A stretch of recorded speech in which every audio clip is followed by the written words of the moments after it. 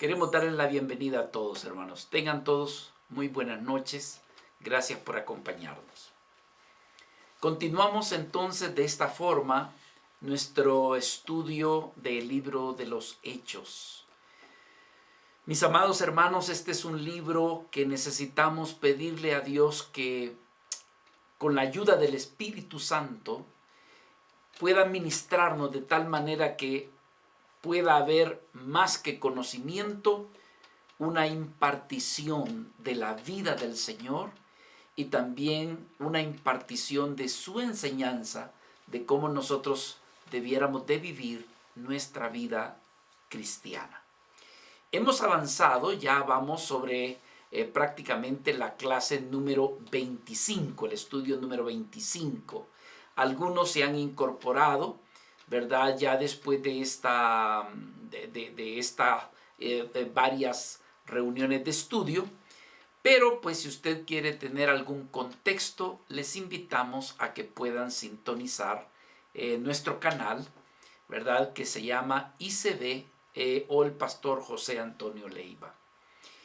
Hay veces de que uno cuando va a exponer alguna clase como la de hoy, uno anhela y desea de que se tome en cuenta el contexto de lo que nosotros venimos hablando.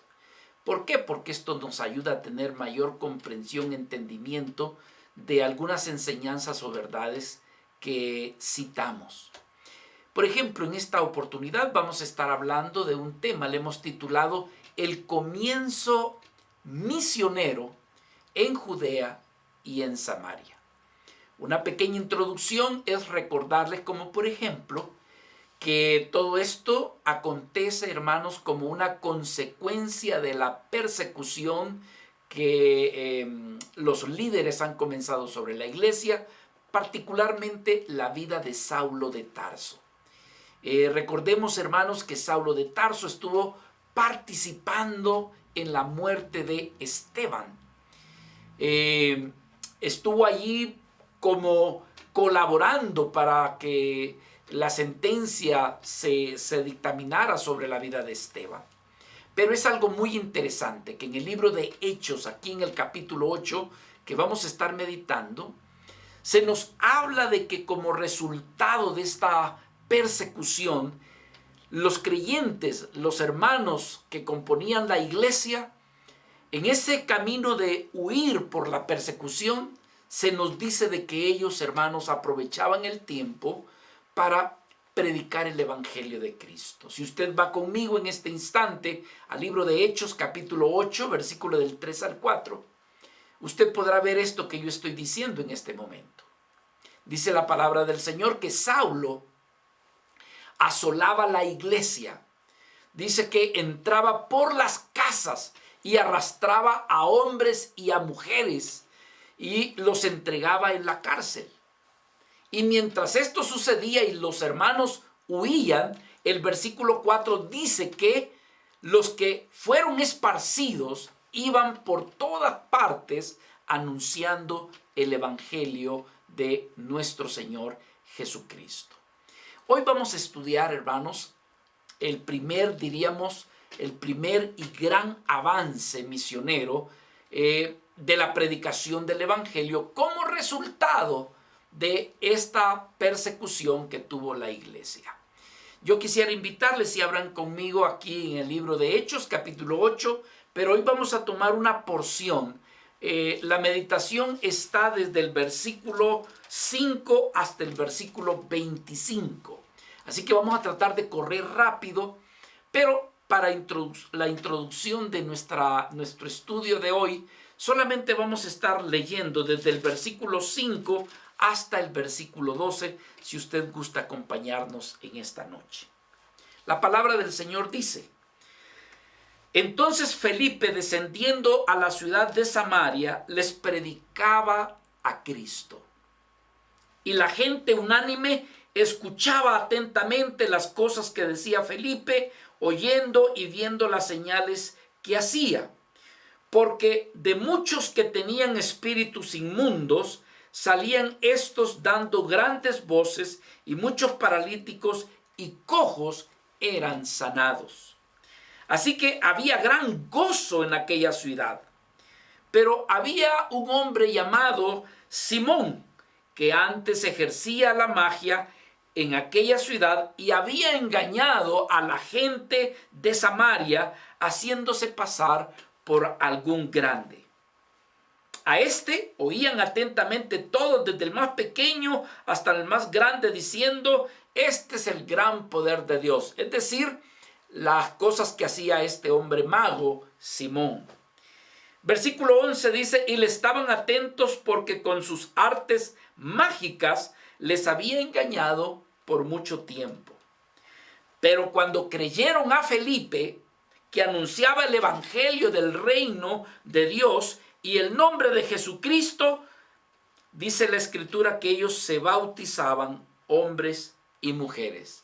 Lo interesante que en el versículo 13 nos dice que también este mago llamado Simón también dice que él creyó y fue bautizado. Dejemos estas escrituras como la introducción para el estudio de esta noche y oremos.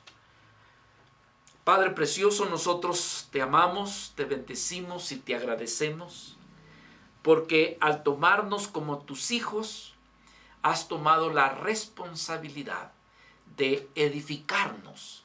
Has tomado la responsabilidad de sustentarnos y de alimentarnos con tu bendita palabra. Bien está escrito, Señor, que no solo de pan vivirá el hombre, sino de toda palabra, de toda enseñanza que procede de ti para nosotros.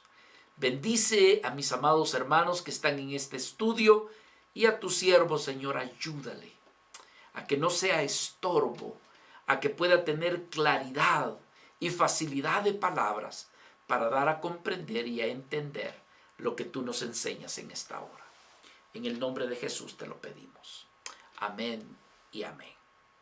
Mis amados hermanos, en esta hora el protagonista de nuestro estudio pues no es Esteban, sino que es Felipe. Felipe debe de usted recordarse que en el capítulo 6 forma parte de uno de los diáconos, de los 7 diáconos que conformaron ante la solicitud que se tuvo, ¿verdad? Había una necesidad que atender en la iglesia y entonces era necesario que se tomaran 7 diáconos. Entre estos diáconos se encontraba la vida de Felipe. Así que aquí en el versículo 5 nos dice lo siguiente: entonces Felipe, descendiendo a la ciudad de Samaria.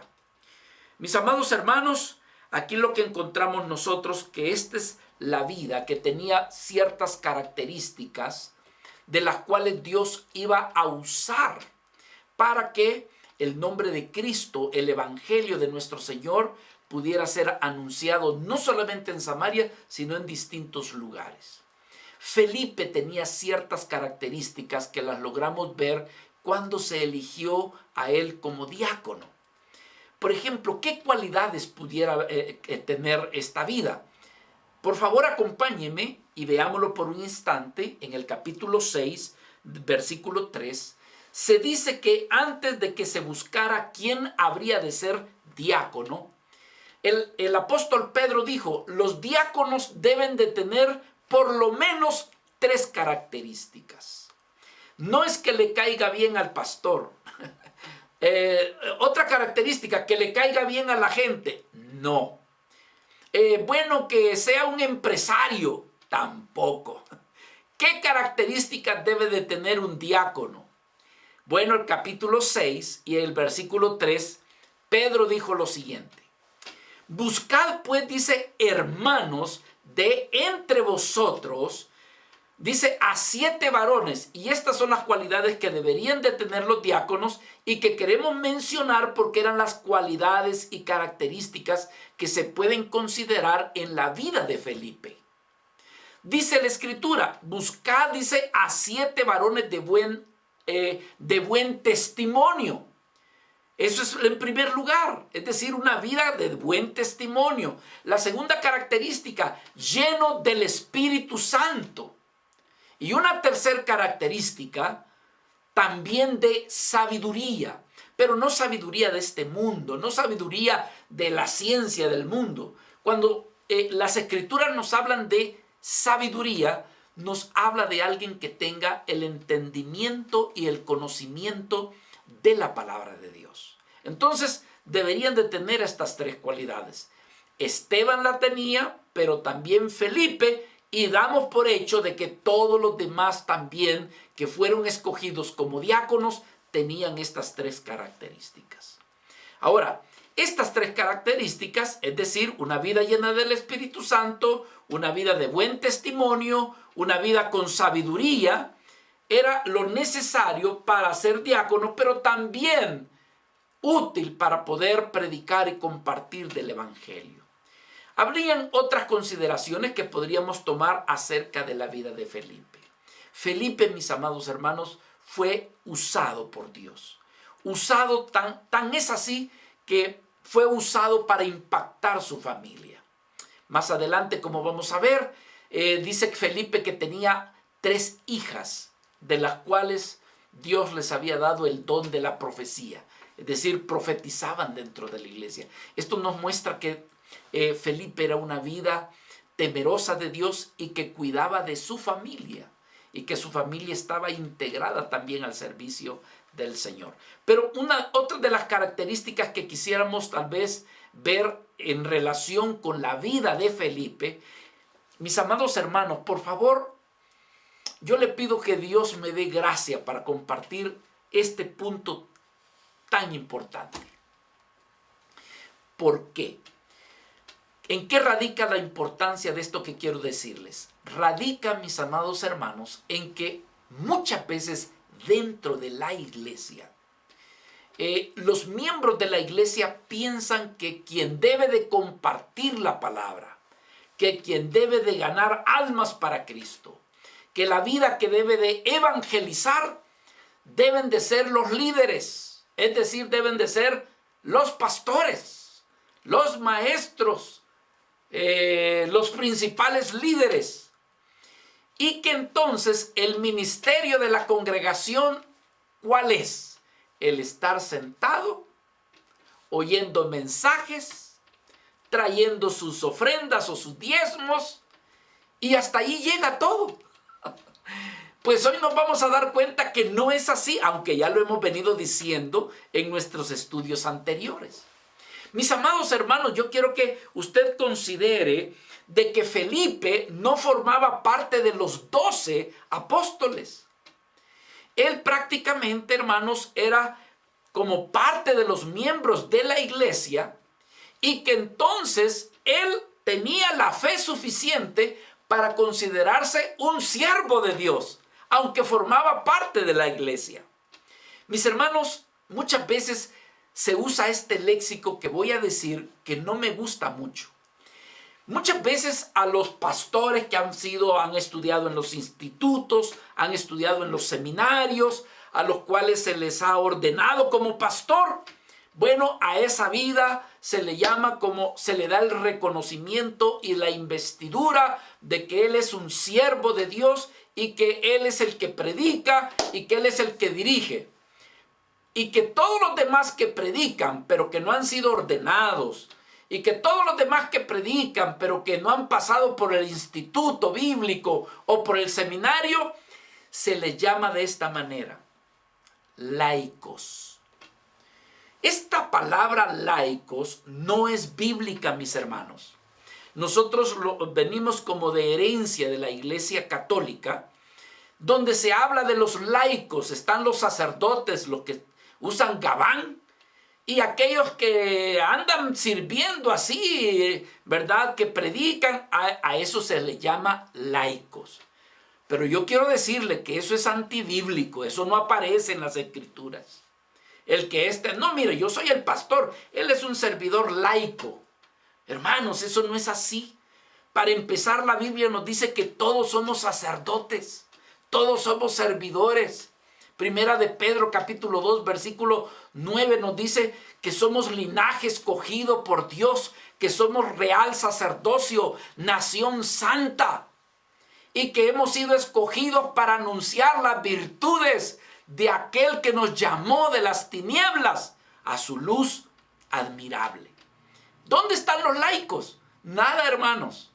Todos somos servidores del Señor. Entonces, porque la pregunta es, ¿y qué es un laico? Este es el concepto que se tiene de lo que es, dijéramos, un laico. Es alguien que no ha recibido ninguna de las órdenes religiosas que otorga la iglesia y que por consiguiente no pertenece al clero. Y se le llama laico. Pero cuando nosotros hablamos de Felipe, no queremos decirle a Felipe que era un laico. Lo que queremos decir es que Felipe era un miembro más del cuerpo de Cristo, pero lleno del Señor, lleno del Espíritu Santo, de buen testimonio y aparte de eso, hermanos, ¿verdad? Sin haber asistido al seminario con nuestro Señor Jesucristo los 3 años y medio, pero se ve que amaba las Escrituras, que había entendido el Evangelio y que ahora con eso era suficiente para él ir a Samaria y allí presentar el Evangelio. Esas son de las cualidades que vemos nosotros en la vida de Felipe. Es decir, que Felipe, hermano, fue una de las vidas que, bueno, hasta quiero decirle que la Biblia por primera vez, observe esto, por primera vez a Felipe aparece la palabra evangelista. Por supuesto que allá en el libro de Efesios capítulo 4 nos habla de los dones de Cristo, que son apóstoles, que son apóstoles, evangelistas, que también tiene que ver, hermanos, con hablamos de pastores y maestros. Y entonces alguien diría, bueno, allí dice de evangelistas, sí, pero lo llamativo de todo esto en este estudio es que es a Felipe al que se le reconoce como el evangelista. Fíjese, quizás para ser más objetivo al estudio, vaya conmigo al libro de Hechos, capítulo 21, si fuera tan amable, versículo del 8 al 9, y vamos a ver esto, cómo a Felipe se le reconoce como el evangelista. Bueno, y alguien diría, bueno, ¿y que no era diácono? Pues sí, pero era un diácono con un llamado al evangelismo. Fíjese lo que dice la palabra. El otro día dice, saliendo Pablo y los que con él estábamos, fuimos a Cesarea, y entrando en la casa de ¿quién?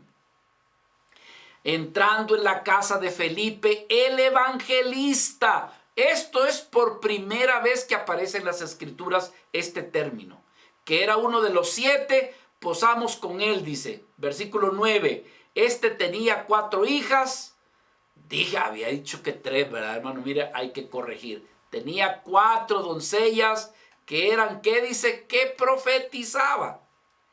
Entonces, ¿quién era Felipe? Felipe, hermano, fue alguien que sintió la fe de verse y de sentirse como un servidor de Dios. No lo ordenaron pastor, no había ido al seminario, pero sí era una vida llena de la sabiduría, del conocimiento de Dios. Era una persona de buen testimonio y era una persona llena del Espíritu Santo. Pero aparte de esto, hermanos, hablamos de que Felipe fue alguien que dedicó, diríamos, su vida, su tiempo, dedicó su energía para dedicarse al servicio del Señor. Aquí lo que podríamos nosotros aprender acerca de la vida de Felipe es que, miren, hermanos, hay algunas ocasiones que la iglesia, escúchenme por favor con atención, hay veces que la iglesia se encuentra estancada, se encuentra, diríamos, como amarrada, como limitada, para que ella pueda realizar la obra de la gran comisión. Y muchas veces, hermanos, los que estorbamos a que la iglesia se mire amarrada o que se mire estancada, hay veces que la culpa la tenemos nosotros los pastores. ¿Por qué? Porque muchas veces nosotros los pastores nos ponemos a hacer de todo. Y entonces algo que le corresponde hacerlo a la iglesia se acomoda. La iglesia le gusta y entonces le deja todo el paquete al pastor. Que el pastor lo haga, que el pastor visite a los enfermos, que el pastor salga a ganar almas, que el pastor evangelice, que el pastor enseñe, que el pastor disipule. Y entonces, hermanos, hay veces que el pastor le viene todo. Y entonces el pastor se vuelve un obstáculo para que la iglesia no se desarrolle, para que la iglesia no crezca. Y entonces hay veces que Dios, hermanos, con el propósito de que la iglesia cumpla su ministerio, algo hace.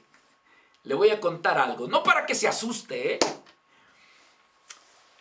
hace años, creo que fue en el 2004, algo así. Su pastor fue invitado por la Asociación Mexicana de Pastores. Hermanos, asistimos, fue en el centro y era una cantidad de pastores. Yo creo que bien alcanzábamos los 1000 pastores. Por cierto, en esa convención nos dieron un material muy bueno que hasta el día de hoy lo sigo usando. Pero pasó adelante a contarnos el testimonio un pastor norteamericano. Y fíjese las cosas que sucedieron. Dice, en mi iglesia, dice, teníamos una dificultad, no crecíamos. En mi iglesia teníamos la dificultad de que teníamos años, habíamos hecho un montón de cosas y no crecíamos. Y entonces dice, ¿y qué sucedió? Que dice, me dio cáncer al pastor. Al pastor le dio cáncer. Y entonces, ¿y qué sucedió? Que toda la iglesia se asustó. Se asustó y comenzaron todos a orar y comenzaban a ayunar y comenzaron a evangelizar y a traer otros invitados. Y entonces, hermano, comenzó un avivamiento dentro de la iglesia. Y que comienza a crecer la iglesia usted. Y alguien se dice, ¿pero y cómo? Pues tuvo que darle cáncer en la garganta al pastor para que la iglesia despertara y que de repente, hermanos, comenzara a tomar responsabilidades. Pero lo lindo que el pastor dice, pero el Señor me sanó, hermano, dice. Y ahí estaba el pastor dando testimonio de cómo el Señor lo había sanado. Pero ¿cuál fue la ganancia? Que la iglesia despegó. Hay veces que Dios tiene que tratar con cosas duras para hacernos despertar, hermanos. Imagínense que esta iglesia no quería salir a evangelizar. Me refiero a la iglesia de Hechos. Hechos 1:8, que dijo, ustedes me serán testigos, dijo el Señor, en Judea, Jerusalén, en Samaria y hasta el último rincón de la tierra. Pregunta, ¿lo hicieron? No. Ellos estaban bien bonitos, con coinonía, se besaban, se acariciaban, tenían comunión unos con otros, ¿verdad? Así estaban bien bonitos, en comunión. Se compartían el pan juntos, adoraban al Señor juntos, así, hermanos. Pues el Señor, cuando vio que su iglesia no estaba haciendo lo que se tenía que hacer, les mandó una vida para que salieran del confort en el que se encontraban. ¿Qué sucedió? ¿A quién mandó? A una vida que se llama Saulo de Tarso. Saulo de Tarso fue el medio que Dios usó para que la iglesia fuera dispersa y comenzaran a predicar el evangelio por todos lugares. Felipe diríamos que es consecuencia de esa persecución. Felipe se fue hasta Samaria, ¿verdad? Y entonces anunció el evangelio de nuestro Señor Jesucristo. Entonces vuelvo y quiero resumir, hermanos, lo siguiente. Muchas veces como la iglesia quiere depender de que la obra sea hecha solamente por el pastor o por los líderes, y no se toman ellos en cuenta como para decir, esta obra la vamos a hacer entre todos, que prácticamente vemos nosotros Felipe, hermanos, siendo un miembro de la iglesia, haciendo la obra del Señor. Bueno, apartémonos un poquito y veamos acerca de a qué fue Felipe. Felipe se nos dice aquí en el versículo 5 que dice que él fue a Samaria a predicar a Cristo. Vea lo que dice, entonces Felipe, descendiendo a la ciudad de Samaria, dice la escritura que les predicaba ¿a quién? Dice, les predicaba a Jesucristo. Ahora la pregunta, una gran pregunta, ¿en qué consiste el predicar a Cristo? Mis hermanos, predicar a Cristo consiste en predicar el Evangelio de Dios, centralizando, por supuesto, a la persona de nuestro Señor Jesucristo. Esta palabra del griego que dice fue a predicar o predicó, en el griego la palabra es ekaruso, o que es la misma palabra caruso, que significa aquel que proclama, aquel que anuncia, y en este caso las buenas nuevas del Evangelio. ¿Qué anunciaba Felipe? Bueno, anunciaba el Evangelio del reino de Dios. Vea por favor conmigo aquí en el versículo 12, Hechos capítulo 8, versículo 12. Dice la palabra del Señor. Dice, pero cuando creyeron a Felipe que anunciaba el ¿qué? Dice, anunciaba el Evangelio del reino. Esto era lo que Felipe prácticamente hacía, anunciar el Evangelio de nuestro Señor Jesucristo. ¿Por qué lo hacía? Porque es parte del mandato que nuestro Señor había encomendado a los discípulos, y por qué no decirlo, es el mandato que tenemos vigente hasta el día de hoy. ¿Qué dijo el Señor? Ir por todo el mundo y predicar, dice, este Evangelio. Ir por todo el mundo y predicar el Evangelio.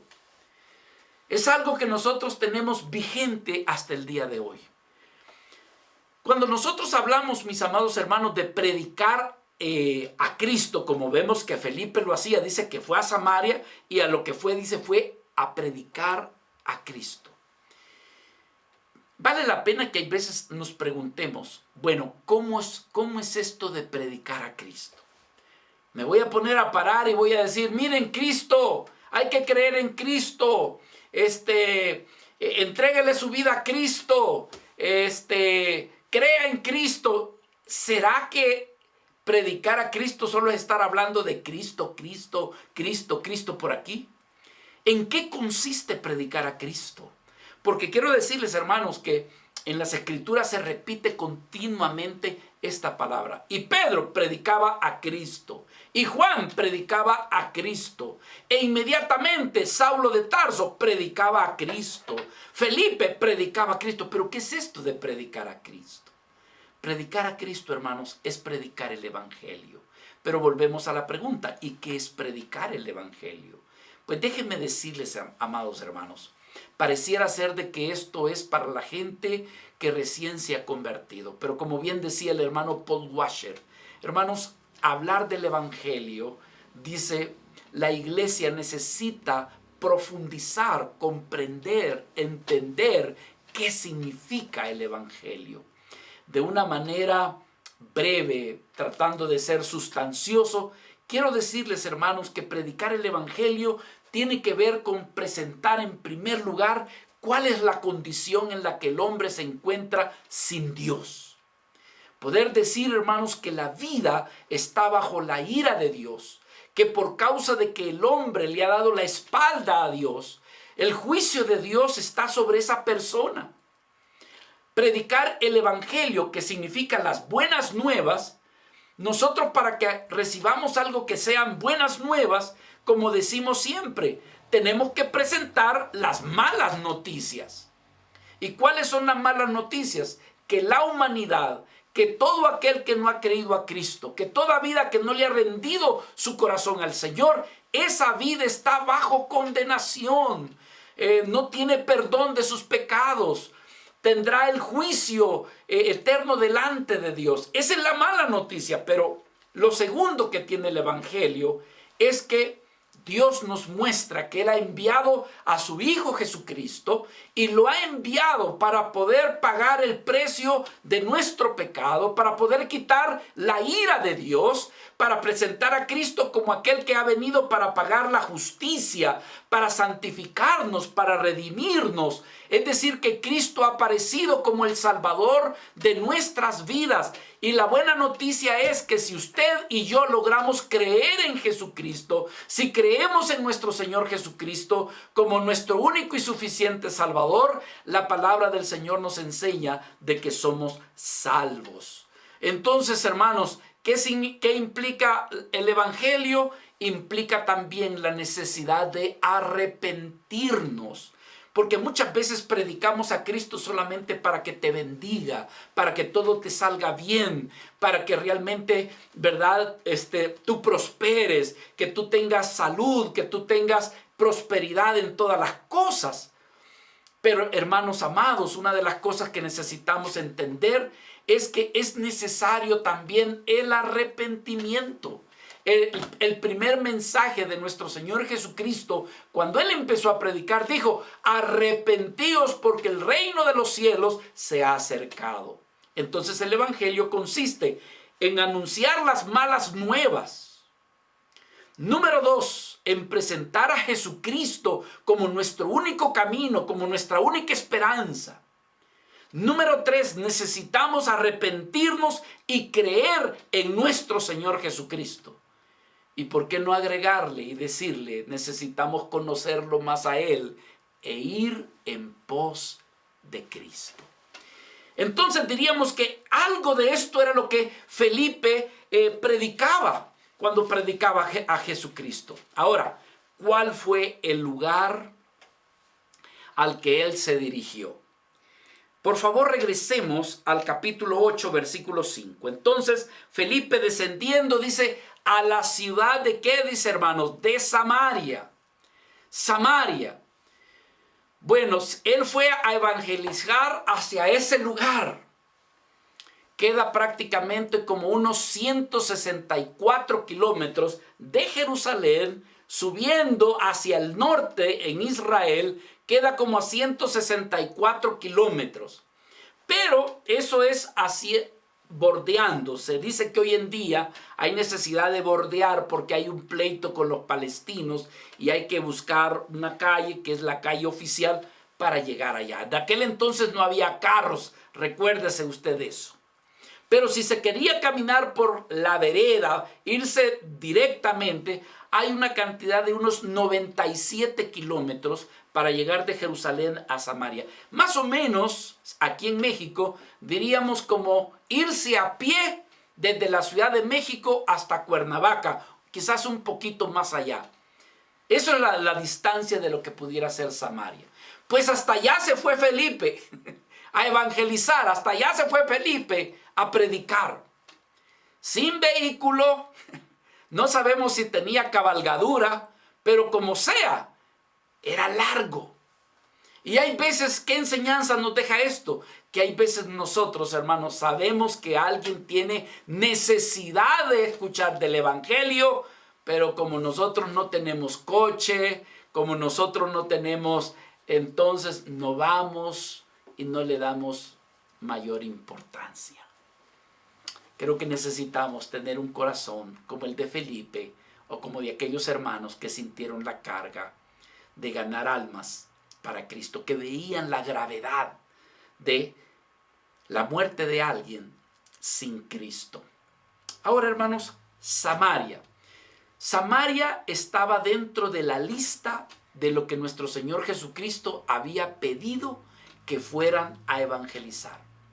Si usted va una vez más conmigo, allí en el libro de Hechos, capítulo 1, versículo 8, nuestro Señor Jesucristo dijo: pero recibiréis poder cuando haya venido sobre vosotros el Espíritu Santo. Y dijo: y me seréis testigo. Y puso en primer lugar, Jerusalén, es donde ustedes están. Luego en Judea, pero luego el Señor se extiende, dice, y también en Samaria, y hasta el último rincón de la tierra, hasta lo último de la tierra. Samaria formaba parte de esa lista que nuestro Señor Jesucristo. Y entonces aquí vemos nosotros que Felipe, entendiendo y quizás como resultado de esta persecución, fue en pos de esa ciudad. Como dice, voy a ir a Samaria. La pregunta es, ¿y cómo era Samaria? Mis amados hermanos, Samaria era un lugar hostil, difícil, no solamente para el evangelio, para nuestro Señor Jesucristo, difícil también para el pueblo judío, porque los judíos y samaritanos, usted debe de recordarse que ellos no se relacionaban, no se llevaban bien. Por eso es que con mucho cuidado los samaritanos se acercaban a Jerusalén, o lo más era que ni siquiera iban, porque sabía que habían dificultades de relación, como el racismo, por así decirlo. Y los judíos que habitaban en Jerusalén y a sus alrededores se cuidaban de no ir a Samaria. ¿Por qué? Porque los consideraban herejes, los consideraban idólatras. ¿Y cuál es la razón de esto? Bueno, hermanos, es que resulta que 720 años antes de Cristo, usted debe de recordarse, hermanos, que los sirios habían incursionado en Samaria y se habían llevado cautivos a muchos de ellos a su tierra. Y el rey de Siria, en ese año 720 aproximadamente antes de Cristo, cuando quedó desolada Samaria, que pertenecía y ha pertenecido a Israel, esa ciudad quedó totalmente, diríamos, casi deshabitada. Quedaron allí algunos judíos, mujeres, gente que quedó allí. Pero al quedar aquello desolado, el rey de Siria tomó la decisión de que la ocuparan sirios, que habitaran allí en Samaria. Y entonces, hermanos, comenzó a haber una mezcla de los samaritanos conviviendo con los judíos que se habían quedado en Samaria. Y muchos de ellos contrajeron compromisos, matrimonios, y se fue formando una familia mixta, por así decirlo. Entonces el judío, como siempre se le ha llevado de ser puro, de ser raza pura, resulta de que no se quisieron relacionar más con los samaritanos. Aunado a esto, los samaritanos, hermanos, hicieron una mezcolanza de la adoración. Como habían ciertos judíos en Samaria que tenían temor de que estos regresaran a Jerusalén, se les ocurrió levantar un templo allí en Samaria. Entonces comenzó a haber una falsa adoración, torcieron las escrituras de la palabra del Señor. En otras palabras, hermano, todo esto ocasionaba que no se llevaban bien los samaritanos con los judíos. Pero ¿qué sucedió? Que Felipe se fue a meter allá. Muchas veces nosotros queremos ir a evangelizar donde todo es más cómodo. Queremos evangelizar donde no nos van a rechazar. Queremos evangelizar donde no nos van a tirar piedras. Pero aquí hay una enseñanza en esta hora. Hermano, Felipe decidió ir a lo lugar hostil, a lo difícil. Mas no olvidemos quién era Felipe, una vida llena del Espíritu Santo y con conocimiento de la palabra. Tenía sabiduría. ¿Y qué sucedió? Que cuando él llegó a ese lugar, predicó la palabra de Dios. Y Dios le llenó de tanta gracia que, hermanos, las vidas fueron cautivadas por el Evangelio y no dudamos que por el Espíritu Santo de Dios. Acompáñenme por favor aquí al capítulo 8. Dice la Escritura, versículo 6, y la gente unánime escuchaba atentamente las cosas que decía Felipe, oyendo y viendo las señales que hacía. En otras palabras, mis hermanos, nosotros vemos lo segundo que quisiéramos ver rápidamente fue el resultado o el efecto de la predicación de Felipe ahí en Samaria. Número uno, captó la atención a través del Evangelio, captó la atención de los que escuchaban. ¿Y qué hubo allí? dice la Escritura que hubo unanimidad. En otras palabras, hermanos, nadie se puso a contradecir, nadie se puso a decir este es un mentiroso. No, hermanos, todos los que estaban allí oyendo tenían unanimidad en el sentir de que todos estaban escuchando, como quien dice, con una buena recepción en sus corazones. Pregunta, ¿cómo fue posible esto? Fue posible, diríamos, por los dones o por lo que Dios le había concedido a Felipe. No se nos olvide, hermanos, que Felipe era una vida de buen testimonio. ¿Qué más? Lleno del Espíritu Santo. ¿Qué más? Con sabiduría de la palabra de Dios. Así que, ¿qué sucedió ante esta predicación de este hombre dotado con esa bendición de Dios del Espíritu? Hermano, que hubo una manifestación, diríamos nosotros, de un avivamiento espiritual. Pregunta en esta noche, ¿ha oído usted por casualidad el término avivamiento? Dice, ahí hay un avivamiento. ¿Qué significa que allí hay un avivamiento? Hermanos, hay veces que nosotros tenemos malos conceptos de lo que es diríamos, un avivamiento. Me disculparían ustedes si yo les quiero mostrar que no es un avivamiento. Para que hagamos una diferencia entre lo que es un avivamiento. Hermanos, avivamiento no es andar votando a las personas por medio de la oración. Ay, es que allí el fulano de tal ora y cuando ora la gente cae toda tumbada, cae al piso y queda un show, hermanos, donde muchas veces se manipulan las emociones. Ese no es avivamiento. Avivamiento, hermanos, no es donde hay solamente manifestaciones espirituales, allí específicamente en ese lugar donde hay abundante danza, muchas lenguas, gritos. Y dice, ay, allí hay avivamiento. ¿Por qué? Porque miren cuánta alegría, cómo saltan, cómo gritan y hasta hablan en lenguas. Allí hay avivamiento. No, eso no quiere decir que allí hay avivamiento. Avivamiento no quiere decir de que todos tienen una Biblia bajo su brazo y que andan para arriba y para abajo. O que se visten con faldas largas, hermano, y que se tapan aquí, que el pastor anda con el último botón amarrado hasta allá arriba y hay tanta santidad que allí hay avivamiento.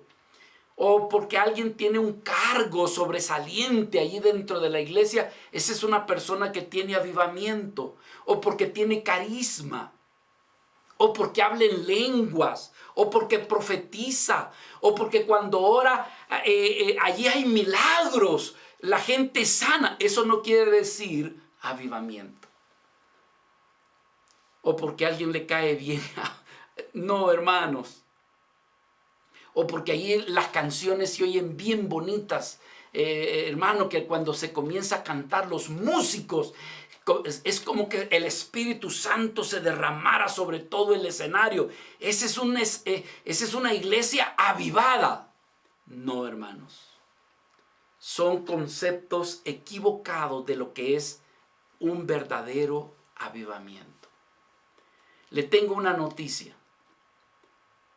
Espero que me acepte esta declaración. El avivamiento es algo que es gratuito y que es exclusivo y dado por Dios. El avivamiento, hermano, no es algo que usted tiene que ir a recibir un seminario, capacitación, para que en su iglesia exista un avivamiento. Es decir, que usted tiene que ir a recibir un curso, un seminario, y cuando usted regresa de ese curso, de ese seminario, usted ya puede empezar a que su iglesia tenga un avivamiento. Amados hermanos, el avivamiento es algo exclusivo de Dios y del Espíritu Santo que actúa soberanamente cuando el Señor así le place. No es algo que nosotros los pastores podemos producir. No es algo que nosotros... Ahora, sí hay algo que podemos producir. Obstaculizar el avivamiento. Eso sí lo podemos hacer. Ser obstáculo a un avivamiento. Sí, hermanos, el pecado es un obstáculo. ¿Ve? La falta de conocimiento de Dios es un obstáculo. La frialdad, la indiferencia. Pero el avivamiento es algo gratis. Sin embargo, cuesta caro. No en pesos, sino, diríamos, en inversión de súplica y de ruego, pidiéndole que Dios lo haga. ¿Por qué, hermanos? Porque es exclusivo de Dios. Es Dios quien lo hace. Ahora, ¿me permitirían si les digo qué es el avivamiento espiritual? Un poquito. Y hermanos, tenemos las escrituras en esta noche. Diríamos que un avivamiento espiritual es un despertar espiritual de la iglesia de Cristo o en aquellos que están escuchando el evangelio de nuestro Señor. Hermanos, avivamiento también se manifiesta cuando hay un genuino arrepentimiento de nuestros pecados. Cuando nos dolemos profundamente de todos nuestros errores, de nuestros pecados, pecados escondidos, pecados que han estado allí tapando el orgullo, la vida egoísta, y que de repente, hermano, aquello se saca lo sucio y hay una confesión delante de Dios, viene de su presencia esa frescura del arrepentimiento. Hermanos, el avivamiento es cuando aparece aquel anhelo y el deseo de poder orar, de tener una mayor intimidad con nuestro Señor, cuando realmente deseamos buscar el rostro de nuestro Señor. Hermanos, es cuando de parte de Dios comenzamos a sentir de su presencia un deseo de amarlo a Él, de amar a Dios y un amor profundo por su palabra. Uno de estos días me llamó un familiar mío, hermano, que por muchos años, hace años, él caminó en los caminos del Señor, pero lo abandonó. Pero de hace 2 años para acá, en la gran misericordia de Dios, el Señor lo volvió a retomar. Y él me escribe, me habla uno de estos días, y él me dice, él es un familiar mío, y me dice, hijo, yo me recuerdo cuando tú me decías hace años, tío, concéntrese en la palabra, póngale atención a la palabra. Y yo, hijo, me decía, cuando te escuchaba decirme eso, créeme que te lo escuchaba, pero por educación no te decía nada. Pero ahora me dice, hijo, cuánta obra está haciendo Dios en mi vida, y lo está haciendo a través de la palabra. Hijo, me dice, yo me levanto a las 4 o 5 de la mañana, donde no oigo ruido, donde no hay nada que me interfiera, y me meto a la palabra, y hijo, yo te puedo decir como dijo David, Señor, cuánto amo tu palabra. ¿Sabe qué está sucediendo en esa vida? Está viniendo un avivamiento que Dios se lo ha concedido. Hermanos, el avivamiento es cuando Dios despierta en usted el deseo de amar a Dios y también de amar a sus hermanos, de amar al prójimo. Es una acción que viene de Dios a tener un mayor compromiso, pero compromiso serio con el Señor. Pero esto, hermanos, es algo que el Señor lo produce. Dios hace de usted un mejor marido, un mejor esposo, un mejor padre, un mejor hijo, un mejor trabajador, un mejor vecino. Todo eso es un corazón que ha venido y ha sido avivado. En otras palabras, hermanos, hay una transformación. Bueno, pero yo quiero ir rápidamente a las Escrituras y ver que la predicación de Felipe produjo en Samaria precisamente esto que acabamos de decir. Produjo un avivamiento. Vea por favor, lo primero que yo quisiera ver con usted aquí es que en esta predicación de Felipe produjo una manifestación de unidad, de recepción, de un aprecio por la palabra de Dios. Porque dice la Escritura, versículo 6, y la gente, ¿qué dice, hermanos? Unánime escuchaba la palabra, escuchaba el evangelio. Así que una iglesia avivada es una iglesia que tiene unidad.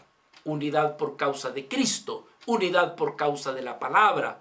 Hermanos, como dice allá la Escritura, las vidas escuchan la palabra no como una conferencia, escuchan la palabra como escuchar la misma palabra, como que si fuera Dios el que está hablando.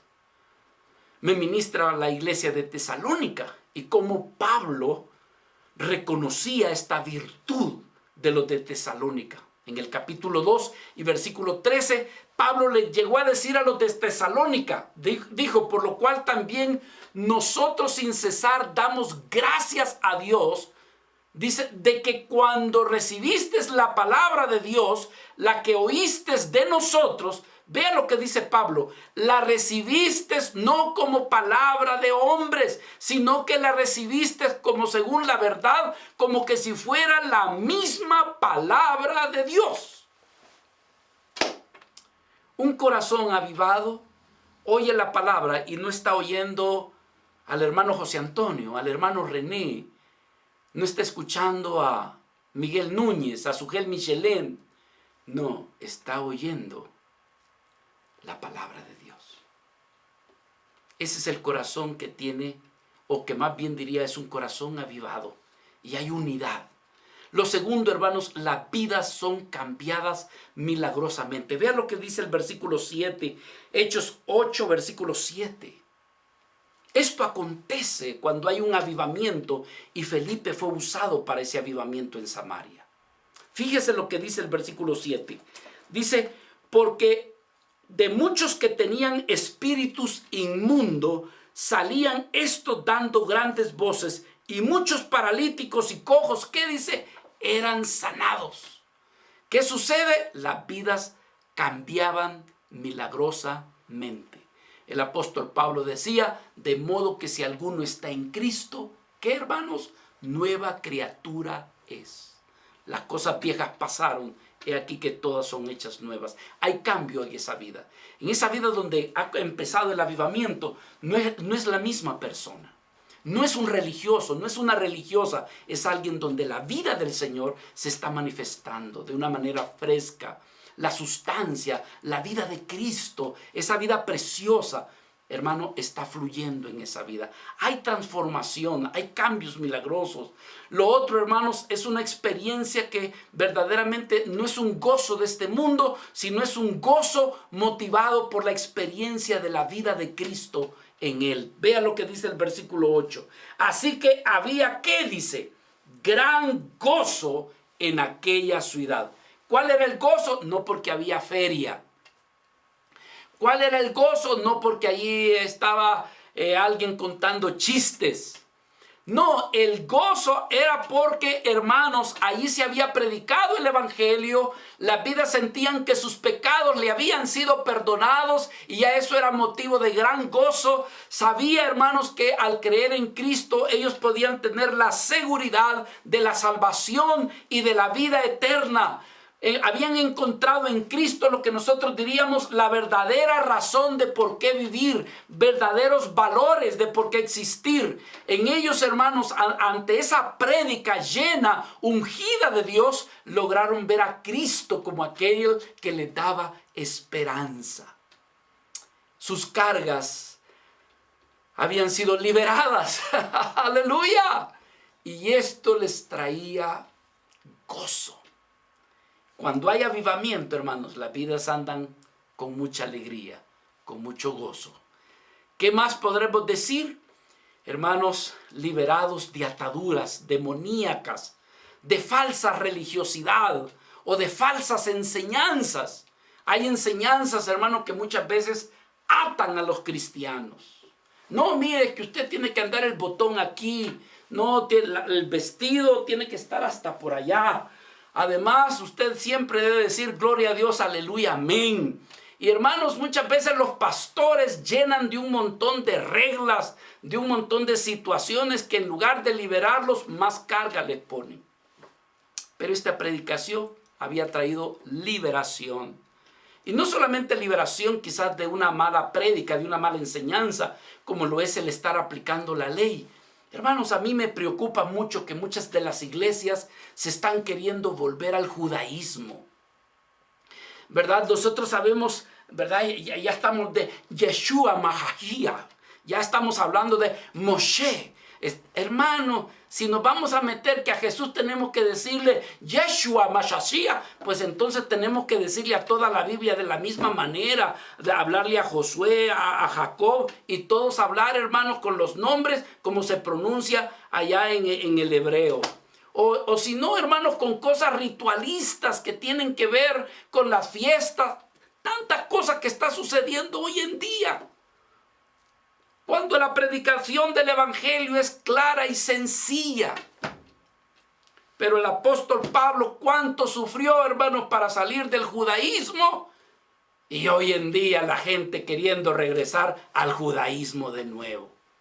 Bueno, hermanos, yo me estoy saliendo de la línea, pero lo que sentía yo en mi corazón es que, por ejemplo, vea lo que sucedía, lo que acontecía aquí en el versículo, déjeme ver. Dice, hablando de Simón, versículo 9, pero había un hombre llamado Simón que antes ejercía la magia en aquella ciudad y había engañado a la gente de Samaria haciéndose pasar por algún grande. Es decir, hermanos, tenía enseñanzas torcidas, hacía cosas que se las atribuía que eran de Dios, pero que él era prácticamente pura magia.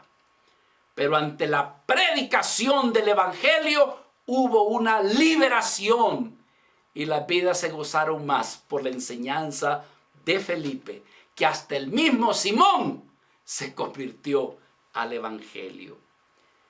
Este avivamiento en Samaria, hermanos, era un avivamiento que se veía que era más que palabras. Las vidas prácticamente ante aquella enseñanza que venía a sus vidas, no la dejaban solo como un conocimiento, sino que este conocimiento les llevaba a actuar. Era una acción. ¿Por qué decimos esto nosotros? Vean lo que sucedía en el versículo 12. Dice la Escritura, pero cuando creyeron a Felipe, que anunciaba el evangelio del reino, el evangelio del reino de Dios y el nombre de Jesucristo, ¿qué era lo que hacían cuando creían? Hermanos, como que no necesitaban recibir un seminario de cómo bautizarse, sino que inmediatamente se bautizaban. Hay veces, y no está mal, enseñar acerca de cómo debemos de bautizarnos y por qué debemos de bautizarnos. Pero hermano, no es necesario recibir un seminario de 1 o 3 meses para que alguien se bautice. Suficiente con que haya creído en nuestro Señor Jesucristo, haya creído que Él es el Salvador de su vida y que se identifica con su muerte, con su sepultura y con su resurrección, y que lo percibe en su vida, es suficiente como para que Él pueda decir, deseo bautizarme. Estas vidas, este avivamiento que había en Samaria, no había mucho de seminario, sino que había mucho de fe, mucho de la vida del Espíritu. Pero algo más, hermanos, esta manifestación de el avivamiento en esa vida hacía que las vidas recibieran la palabra de Dios con mucho gozo, pero aunado a esto que recibieran también el derramamiento del Espíritu Santo. Por favor, sé que quizás el tiempo me ha avanzado, pero quiero retomar, por favor, una vez más su atención, porque voy a decir algo donde diríamos, aquí hay teología. Quiero que por favor ponga atención. Observe aquí lo que dice el versículo 14 y 15. Cuando los apóstoles que estaban en Jerusalén oyeron que Samaria había recibido la palabra de Dios, ¿qué sucedió? Enviaron allá a Pedro y a Juan, los cuales, habiendo venido, oraron por ellos. ¿Para qué, hermanos? Para que recibiesen el Espíritu Santo. Momento. Alguien diría, bueno, pero ¿y acaso? Bueno, aquí estamos hablando de vidas que ya habían recibido a Cristo, ¿sí o no? Aquí estamos hablando de vidas que incluso se habían bautizado. Y todo esto le llegó la noticia a los que estaban en Jerusalén, que entonces Santiago y los demás apóstoles mandaron a Pedro, mandaron a Juan, para que ellos fueran testigos de lo que estaba sucediendo. Entonces, cuando Pedro y Juan llegaron, vieron a todos aquellos que habían creído. Vieron a aquellos que incluso hasta se habían bautizado. Lo único que les faltaba algo. ¿Qué les faltaba? Les faltaba el derramamiento del Espíritu Santo en sus vidas. Y aquí hay un punto teológico muy delicado que vale la pena que usted ponga atención. Porque alguien se pregunta, ¿acaso no se recibe al Espíritu Santo cuando creemos en Cristo? La pregunta es sí, a la luz de Efesios capítulo 1, versículo 13, donde dice que por haber creído en el Evangelio de nuestro Señor Jesucristo, por el cual fuimos salvos, dice que fuimos sellados por el Espíritu Santo. ¿Cuándo fue eso? En el momento que creemos en nuestro Señor Jesucristo. Lo segundo, bueno, que no se dice que es imposible recibir a Cristo si no fuera por el poder del Espíritu Santo. ¿Es eso cierto? Así es. El Espíritu Santo nos convence de pecado. El Espíritu Santo nos convence para que nos convirtamos a Cristo. Entonces, ¿cómo es posible que ahora se esté diciendo de que estos no han recibido el Espíritu Santo? Y aquí es donde se conflictúan algunos hermanos porque dicen, bueno, no comprendemos de qué se trata. Lo que se trata es de lo mismo que sucedió en el libro de Hechos, capítulo 2.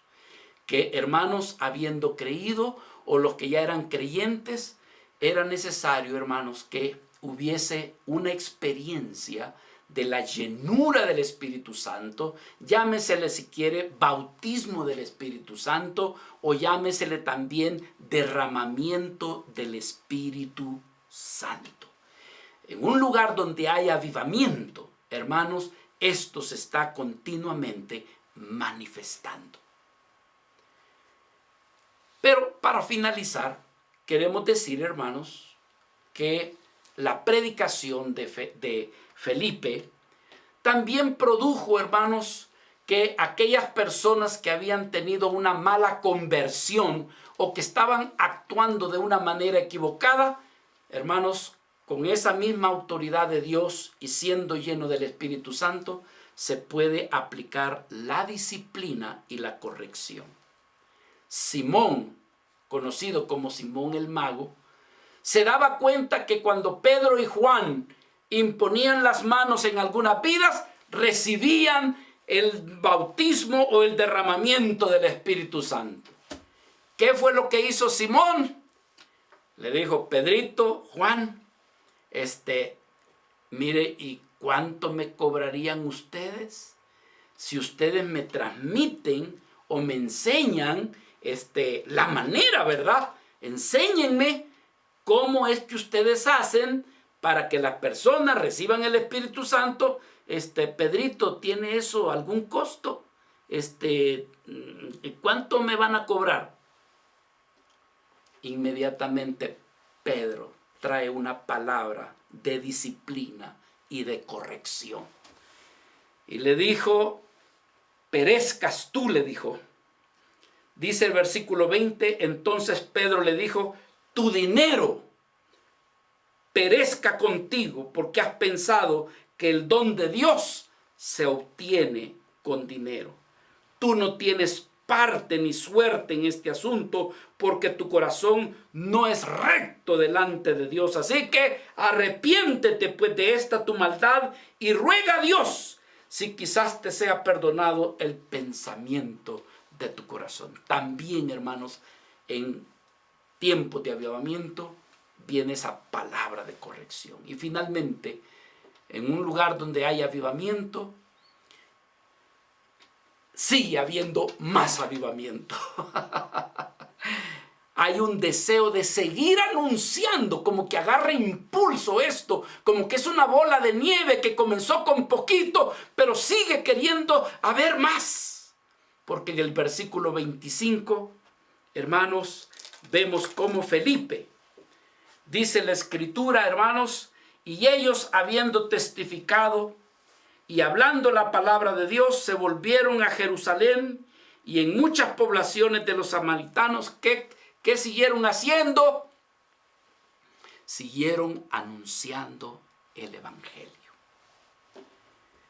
Qué hermoso, una vida usada por el Señor, una vida llena del Espíritu Santo, de buen testimonio y con conocimiento de la palabra de Dios. Se vuelve un instrumento útil en las manos de nuestro Padre, en las manos de nuestro Dios, para que Él sea glorificado y muchas vidas vengan al conocimiento de Dios. Amados hermanos, todo esto aparece no para que usted lo contemple desde lejos, aparece para que usted le diga, Padre Celestial, haz de mí un servidor, una servidora tuya, donde tú puedas ser agradado y donde otras vidas, mi Dios, puedan ser alcanzadas por medio del evangelio. Usa mi vida, Señor. Padre, dame la gracia, Señor, que yo sí soy una vida, hay veces que con mi carácter no tengo un buen testimonio. Gracias por la sangre de Cristo, que puede perdonarme y me da la oportunidad de que mi carácter vaya siendo cambiado. Cámbiame, Señor, cámbiame. Cambia este carácter, oh Señor. Corrígeme, Señor, de mis malos testimonios. En segundo lugar, Señor, te pido que me des conocimiento de tu palabra. Que no me atenga solamente a estar escuchando sermones, sino que yo mismo sea diligente en escudriñar, en estudiar tu palabra. Y por último, Señor, concédeme la llenura de tu Espíritu Santo, para que sea tu Espíritu y tu palabra la que redarguya, la que convenza y traiga estas vidas al arrepentimiento. Amén. Padre, te damos las gracias en esta hora, que nos concedes la oportunidad de estudiar tu palabra. Te bendecimos y te alabamos.